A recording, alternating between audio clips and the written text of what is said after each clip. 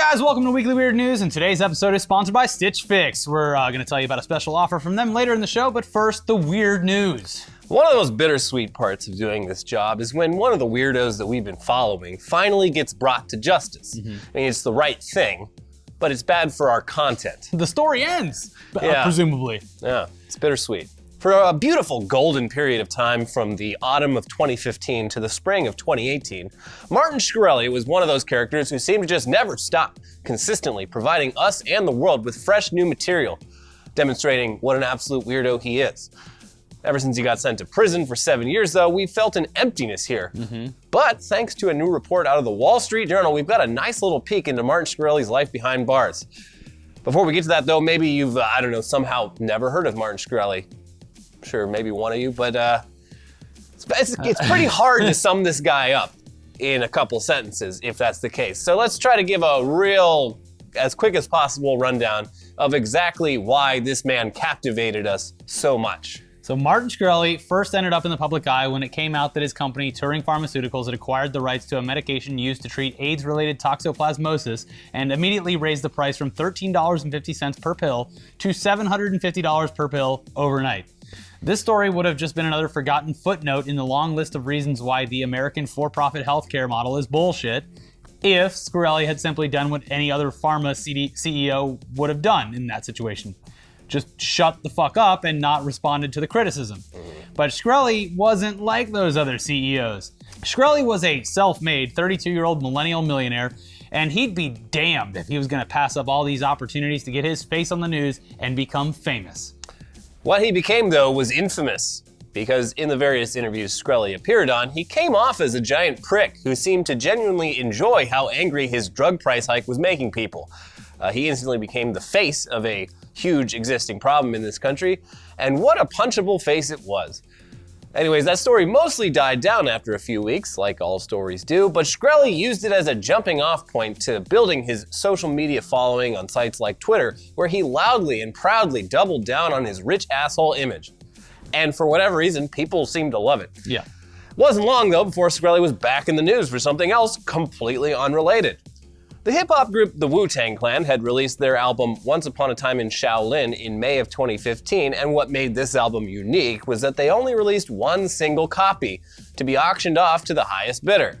At the time, the bidder was anonymous, but can you guess who that bidder was? That's right, Martin Shkreli. Yeah. Now, Shkreli had purchased the album for $2 million, and once Bloomberg Businessweek revealed him as the buyer in December of 2015, he absolutely relished all the hate once again being directed at him. When the idea for the album had been announced, many Wu-Tang fans had predicted that the album was going to end up getting purchased by some rich asshole, and it turned out that they were absolutely right about that. Shkreli hadn't even listened to the album after 7 months of owning it, instead proudly using it as a beverage coaster on his coffee table and constantly just bragging about owning it on Twitter. Yeah. A week later, after that Wu-Tang reveal, Martin Shkreli was arrested by the FBI, again for something completely unrelated, basically running a Ponzi scheme for several years where he'd start one company, get investments for it, and then pay off those investors using new investments from the next company that he started. It's not a Ponzi scheme. It's just a Ponzi scheme. Guys, I don't know, like, people are calling it a Ponzi scheme, but what we're doing is we're getting investments and then we're using those investments to pay off our old investors. Yeah, it's not a Ponzi scheme. The YouTube community just learned about Ponzi schemes because of Ice Poseidon. Yeah, every generation has to be reminded of these things. Yeah. But yeah, it has largely been speculated, and we think this is probably accurate, that Shkreli would have probably never been investigated very closely for this if he hadn't put a big target on his back through all his public appearances. I mean, he hadn't lost anyone's money. That's the funniest thing. He had run a successful Ponzi scheme. Yeah. But Ponzi schemes are illegal whether you make money or not. I thought I was running a Fonzie scheme. Hey! Smash jukebox. Yeah, plays Wu-Tang album. Oh, shit. There it is. Oh. Once Upon a Time in Shaolin. Damn. Anyways, Shkreli got money, so he bailed himself out pretty easily, and then did some really fucking weird Skype interviews with TMZ, and then he next appeared in a congressional hearing on prescription drug pricing in February 2016, where he spent the whole time just smirking and pleading the Fifth Amendment in response to every single question. Oh, my Twitter followers are gonna love this. Yeah, and then afterwards he's like, these are the idiots we got running this country. People are like, They let me take advantage of the whole system. Now, a few days later, it came out that the IRS had recently filed a tax lien on Shkreli for $4.6 million in unpaid taxes and were seeking to recover that sum of money, potentially through asset seizure, meaning that the IRS might come for the Wu-Tang album along with the other weird shit that he owned, like a Nazi Enigma machine. Anyways, Shkreli spent the rest of 2016 just shit-posting on Twitter and doing weird YouTube live streams from his depressingly empty apartment. And then in January 2017 was banned from Twitter for targeted harassment of journalist Lauren Duca. He then continued to just constantly shitpost on Facebook. Yeah. Shkreli's trial for securities fraud finally came in the summer of 2017, and excerpts from the jury selection process show that it was difficult for attorneys to find jurors who didn't already know who Martin Shkreli is and despise him. He's got a real punchable face. Various potential jurors referred to Shkreli as a greedy little man, the most hated man in America, a dick who disrespected the Wu-Tang Clan. One juror who said they'd never actually seen or heard of Shkreli told attorneys, "When I walked in here today, I looked at him and in my head, that's a snake," not knowing who he was. I just walked in and looked right at him and that's a snake. Now, eventually, they did find their impartial jury, and Shkreli was found guilty on 3 of the 8 charges against him. And he once again bailed himself out for $5 million while he awaited his sentencing hearing. Of course, being out on bail doesn't mean you can just do whatever you want. Bail can be revoked for various reasons. And for Martin Shkreli, the reason was 2 Facebook posts he'd made in which he'd offered a cash bounty to anyone who attended Hillary Clinton's book tour and managed to grab a sample of hair off of her head. Pretty weird. Turns out if you're out on bail for multiple federal crimes you've already been fully convicted of, it's probably a bad idea to make weird public statements like this about the wife of a former president, even in jest. Yeah. Instead, maybe just shut the fuck up. I don't know. I think I've heard that term somewhere before. Was Shkreli the one that made us coin "shut the fuck up"? I don't know at this point. Anytime someone pops up in the news, we say it, and it has almost lost meaning because no one ever follows the advice. Well, and Shkreli's, that's his Achilles heel is his inability to just shut the fuck up. As we'll see in a few moments, continues to be his biggest Achilles heel. Yeah. So anyway, Martin Shkreli was back in jail for a few months because of that, just waiting for his conviction. And in March of last year, he was sentenced to spend the next 7 years of his life in prison, which caused Shkreli to openly weep in court. Oh shit, this is real now. Damn. His sentencing also included a bunch of civil asset forfeiture, including that Wu-Tang album. Though mysteriously, it's kind of unclear who has that album right now. The feds wanted it as part of the asset forfeiture, but Shkreli said at various points that he'd sold it. It's unclear if he actually did, if he was trolling. I don't know. If the feds do in fact have it, it's odd that they haven't auctioned it off yet, but maybe it takes a while. Some tanghead with the feds probably took it, or it's gonna end up on Storage Wars. Yeah. So anyways, that brings us to now. Shkreli's now 1 year into his prison term, and aside from responding to letters that people write to him, we haven't really gotten much of an idea of how things are going for him in there. But according to a new piece in the Wall Street Journal, it sounds like he's still the same old Martin Shkreli, the one that you can count on, never shutting up and being a dick. Yeah. In fact, he says he's still running Turing Pharmaceuticals from behind bars. Wow. And since that whole drug pricing scandal, it's rebranded itself as Phoenixus. Terrible name. But Shkreli still owns a 40% stake. And before he went off to prison, he made sure to stack the company's board of directors with friends and loyalists, including a 27-year-old he met on Twitter whose previous job was flipping rare sneakers. Oh, a fellow businessman, I see. And Shkreli's still making all the major decisions for his company behind bars, including recently firing the company's CEO and then changing his mind about it, all so that when he gets out in 2023, he'll have a successful company waiting for him, in theory. Thing is, of course, federal inmates don't get a whole lot of time on the phone. So how is he able to do all this? Oh, it's because he has a contraband cell phone. Did he put it in his prison pocket? Is that how he got it in? I don't want to think about it. Yeah, it's illegal to have a contraband phone as a prisoner, and it's also illegal to run a business from prison. And it's Wait, they have an emoluments clause in prison? And it's extra illegal to do both at the same time.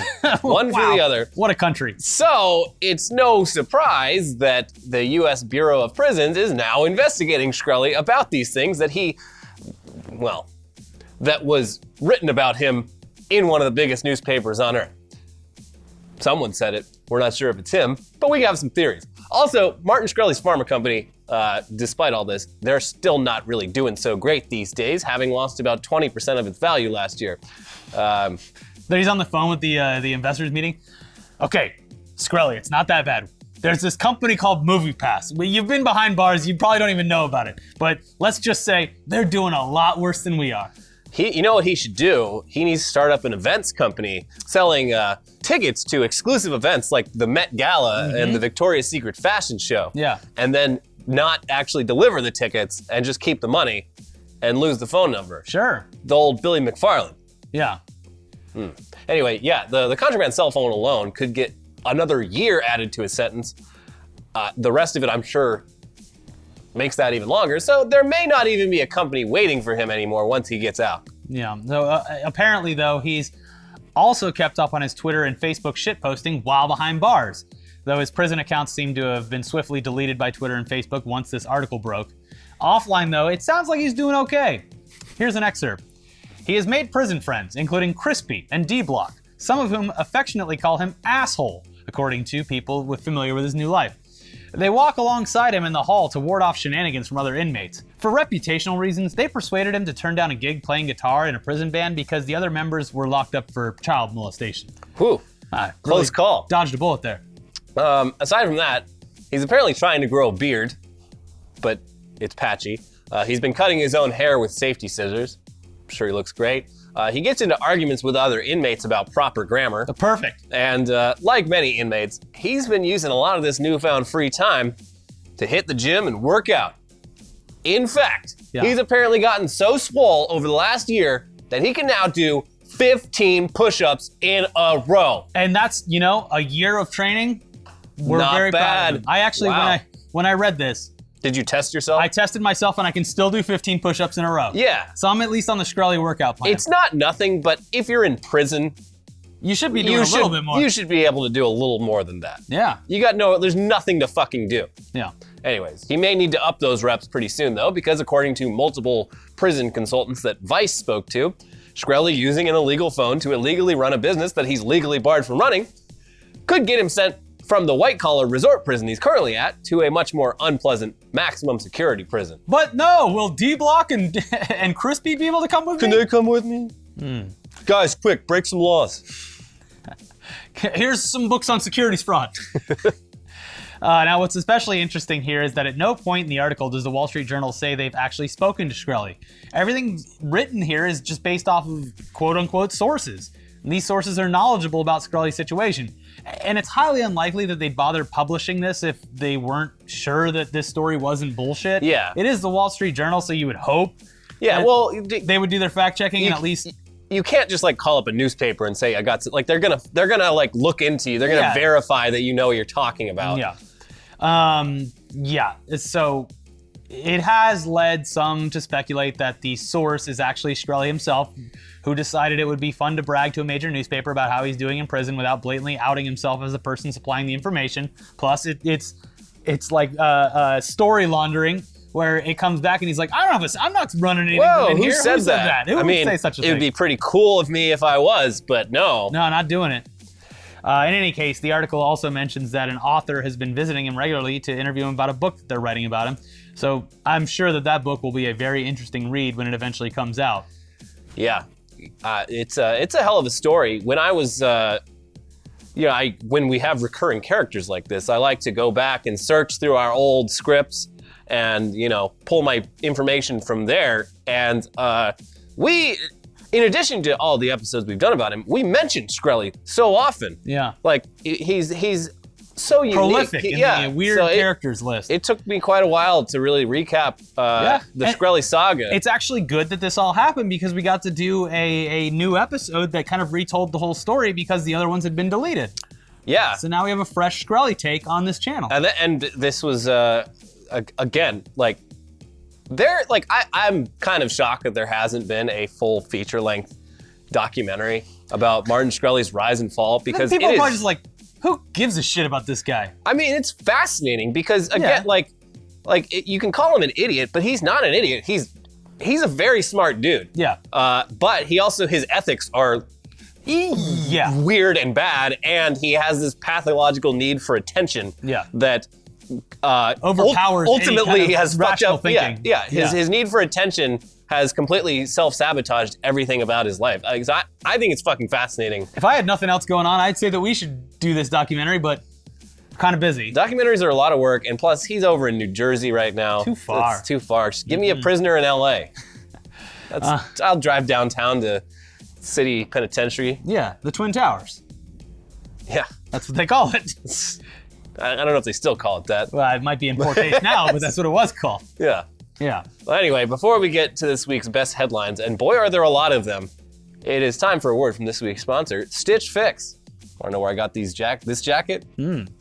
Stitch Fix. Yeah. That's where I got it. Stitch Fix is an online personal styling service that finds and delivers clothes, shoes, and accessories to fit your body, budget, and lifestyle. Just go to stitchfix.com/weird and tell them your sizes, what styles you like, and how much you want to spend on each item. So you'll be paired with your very own personal stylist who will handpick items and send them right to your door. You try them on, you pay for what you love, you return the rest. Shipping and exchanges and returns are always free. There's no subscription required, and you can sign up to receive scheduled shipments, or you can just do your fix whenever you want. I got one coming up soon, I think. I'm excited. Stitch Fix's styling fee is only $20, which is applied towards anything you keep from your shipment. So get started now at stitchfix.com/weird, and you'll get an extra 25% off when you keep all the items in your box. That's stitchfix.com/weird to get started today. stitchfix.com/weird. Or click the link below. Yeah. Easy as pie. Now for some weird ass headlines. Starting with, this is wild.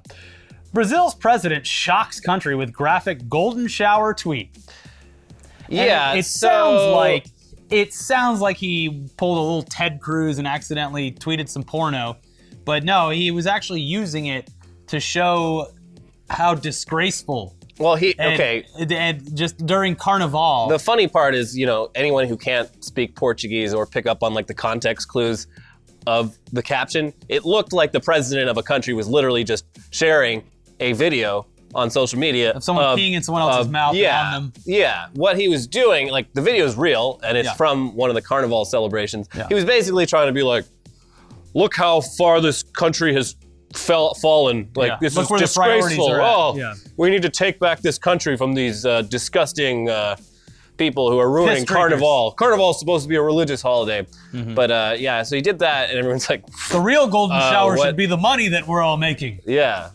The real golden shower comes from the Lord. Yeah, the Lord sends his golden shower onto you. But he posts that, and then a lot of people, I guess golden shower is a universal term. Yeah, it's great. People in Portuguese were responding to him, and so he had another tweet that was literally just like, what is a golden shower? Perfect. So, yeah, hey, it's not just America and Britain and every other country. It's literally every other country is just a clown show right now. Yeah. Great. Whew. Also, this guy's terrible. He's a bad man. Next headline, here's a good one from our friends up north. 4 Canadian wolves airdropped in U.S. National Park to deal with moose. This is a classic starting tale. It's like Suicide Squad with animals. Yeah. It's like, America, we killed all our wolves off in by the beginning of the 20th century. We need them now because it's like, apparently wolves serve a pretty important purpose in the ecosystem and balancing everything out. So they're like, all right, we need 4 of the baddest Canadian wolves. Why should I trust you people? Yeah. Look, we don't like working with you any more than you like working with us. But here's the deal. We got a job and we got to do it. We're going to drop you down there in Michigan and you can eat all the moose you want. But here's the thing, because this is a tale as old as time. And this is the starting point of all of the same stories that spawn from this. What are they going to do when they need to get rid of the wolves? What apex predator are they going to drop in to take care of the wolves, which will then need another apex predator to take care of that? Wolves have never had an apex predator. Nah, we'll find one. There's literally, so this national, I think it's, Nothing can kill a wolf? Well, we gotta get that guy from Colorado. They can starve to death. Send the guy from Colorado in to wrestle the wolves to death. Who? Oh yeah, that guy. Yeah. Well, if they have a cub, maybe he can. You guys got any smaller wolves that I can kill? Yeah, so this national park, I guess they only had 3 wolves there at all. So they're doubling the population with these 4 new ones. And yeah, it seems like something that if it gets out of hand, will take quite a while to get out of hand. Oh, okay. And at that point, you know, they'll just fucking shoot him. They're all tagged and shit. No. Good. Were they like all female wolves or something? So It's one female and 3 males. Ooh, uh-oh. So she's in for Quite trouble. the treat, yeah. But yeah, they fucking went up to Canada, tranked these wolves, airlifted them, dropped them down, and they were Well, they'd be very pissed off when they wake up. They said they were like, they woke up and they immediately found the trail of the existing wolves and like joined up with the pack. Oh, cool. What are we, some kind of wolf squad? Wolf pack. The wolf pack. Woo! This is in Michigan? Yeah. Good. Maybe Joe Perro will do an episode about it. The Upper Peninsula wolf. Flown in from the great Flown in. country of Canada, where everyone's favorite. They have maple syrup and pancakes. Watch Joe Perro Talks with you. Yeah, it's the best show on TV. It is. Stray dog becomes first to conquer Himalayan summit after tagging along with climbing expedition. This is wild. They believe that this dog has gone higher than any dog has been recorded to before. And it was literally like, they were at this base camp at the very bottom of the mountain. There's a stray dog around, like, whatever. And the dog like starts following him when they start going up. Like, he'll get cold and tired. He'll turn around. That dog will die any second. Yeah, the dog keeps going. They reached like another base camp where it was like fucking freezing out. The dog was like sleeping outside, and they're like, that dog's probably gonna die in the middle of the night. The next morning, he's like, all right, where are we going? We'll eat the dog in the morning. It'll be fine. Once they got to the part where the people had to start taking like oxygen breaks, like the dog is just like kept going, like, where you guys at? Hey, catch up, guys. We're going up, right? Well, good for that dog. Yeah, dog's fucking badass. Yeah, can't wait for his free solo movie.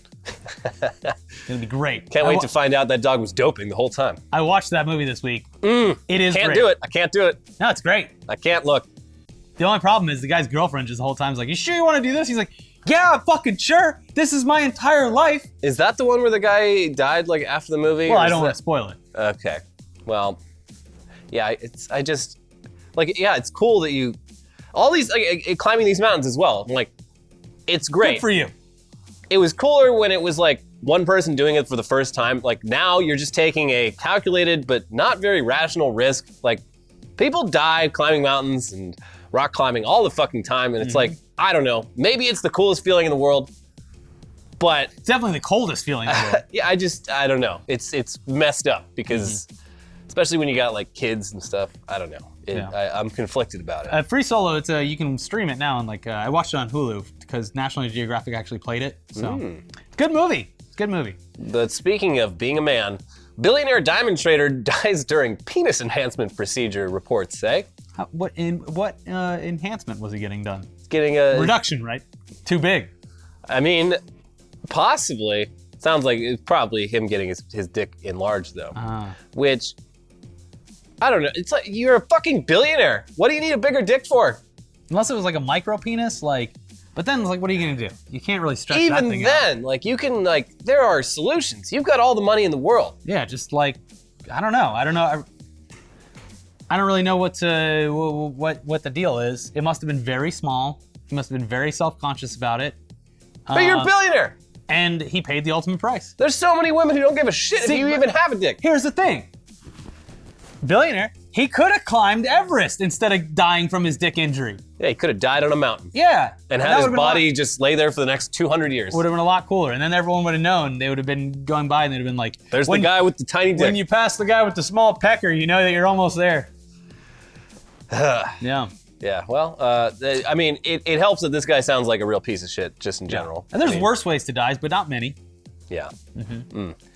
Australian town mourns beloved crocodile shot in the head. Ooh, are they gonna arrest the person that did it and put him to trial? They're trying, because apparently he was one of the good ones. Now, you think of crocodiles, you think of danger, avoid. Oh no, that's just me, mate. Yeah, it's Roger. It was his name was Bismarck. Bismarck. It's me, mate. Bismarck. Oh, someone went and shot Bismarck. He was 80 years old. Oof. And they liked him because crocodiles, they have territories, and he was taking up this one territory near people and didn't fuck with people at all. Good. Like, he didn't care. So like, they're all pissed now because they're like, now a actual bad crocodile is gonna come in. Bad crocodile with a gun. And we're not gonna be able to like go fishing. I'll play the video of the fisherman that discovered the body. It's very Australian. I'd like to thank the bogan that done that. I wonder if he'd like it if I came over and jumped on his head for an hour with me fists. Probably not. Human beings, mate. Fucking shit! They killed Bismarck! Fuck! Yeah. Well, sad. I hope the perpetrator goes to jail. I hope They he is should feed him caught. to the mean crocodile. That fucking bogan? Yeah. You damn bogan? Well, I'm not going to say that Bismarck word 'cause I don't know never, what it means. Bismarck never wanted to hurt a human. Yeah. How dare you? Judge says God told him that sex trafficking suspect was innocent. Very normal country we got here. Yeah. Just top notch. Listen, I know we got this evidence and with this jury, but I'm telling you, just got an SMS from on high saying I was thinking about. he's innocent. I walked into the courthouse today and I looked at the ruling, and I just got to tell you that last night I opened my arms and I looked towards the sky and I took the Lord's golden shower down on upon me. And it was warm. It was warm. It was delicious, and it said, "Free this suspect." And then buy a Ferrari, and by God, I'm going to do it. Anyway, the jury didn't listen to him, and they convicted. And now he is in trouble for, he's got some ethics complaints against him. Oh, cool. Because the U.S. justice system is not, doesn't really factor in messages from God. Yeah. It's not really part of it. Yeah, so there you go. Yeah. Speaking of which, sex outside of marriage may soon be legal in Utah. Finally, there's coffee shops, there's breweries, and now there's sex outside of marriage. Well, Utah's really coming around. It still hasn't passed, and there's a few lawmakers there who are just not so down with it. You know what we need? That Utah, what was he, the governor or the mayor that went to Nevada to try weed? He was a state representative. The state rep, we need to have him have sex outside of marriage. And he's like, guys, it's great. Well, he's not in there anymore. He retired. Damn it. Yeah. All the good ones. Just like Bismarck. Mm-hmm. Yeah, They're all gone. Only the good die young. So you hear Utah, sex outside marriage illegal. You think, oh, this law must be from like Joseph Smith era. No, this law was put in place in like 1973. Yeah. Probably to stop all the cults. I'm not clear on how many people actually have been charged with this misdemeanor. Seems like it would be hard to enforce, but yeah. But yeah, very normal country we got here, especially Utah. It's an Alexa device, but it's called the Seer Stone, and you put it in your house, and it alerts the police whenever you have sex outside of marriage or drink coffee. Yeah, it's the right thing to do. Yeah, you know. But if you beat the shit out of your wife, silent. Well, I mean, it's a private matter. Eyes closed from God. Yeah. Arizona lawmaker says mandatory vaccine laws are communist amid a nationwide measles outbreak. Damn commies. Also, this lady, and no one else has made this connection. This is the same lady who took on a fursona. Remember that 6 months ago? And she's the one that thinks that vaccines are communist? Yeah, she's a fucking weirdo. She's a very strange person and not smart. Like she thinks that vaccinating is an attack on liberty, or like mandatory vaccinations are an attack on personal liberty. And if you're vaccinating people by force, you're living in the USSR. Even though there's literally a fucking measles outbreak right now in this country, a disease which should not exist anymore. Yeah. Because people can't be bothered to vaccinate. Not for me. Because they think it's going to give them the tism. Not for my kids. Lawmaker promoting anti-vax bill suggests measles can be treated with antibiotics. It can't. Because it's a fucking virus. Wait, is this a lawmaker or a doctor? Lawmaker. Oh, well, I'll probably trust a doctor then. Yeah. Yeah.